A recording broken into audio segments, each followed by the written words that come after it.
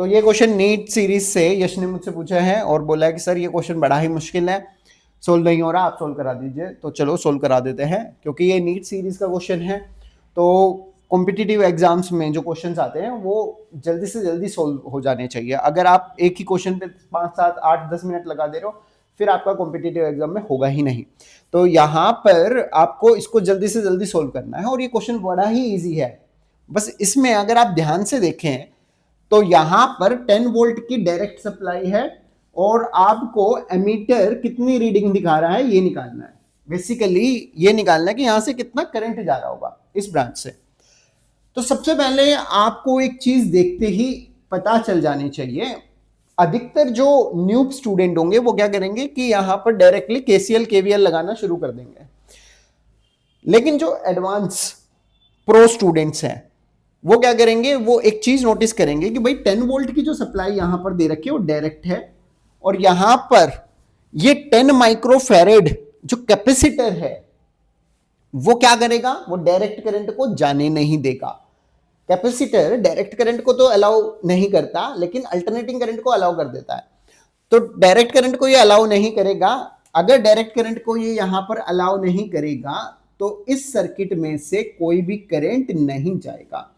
तो इसका इस वायर में से तो इस वायर को अगर हम यहां से रिमूव कर दें, तो ये मैंने इस वायर को रिमूव कर दिया, रिमूव कर दें तो अब देखो सर्किट कितना ही सिंपल हो गया। अब बिल्कुल सिंपल लग रहा है।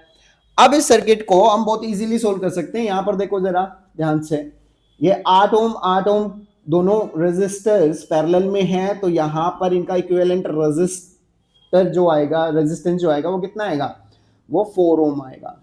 ठीक है।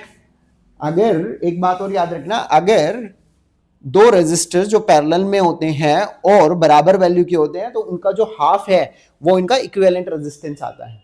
ये आप डायरेक्ट सोल्व कर सकते हैं। तो यहां पर ये 4 ओम का रेजिस्टर और इन दोनों का पैरेलल कितना पड़ गया, इक्विवेलेंट कितना पड़ गया, 4 ओम।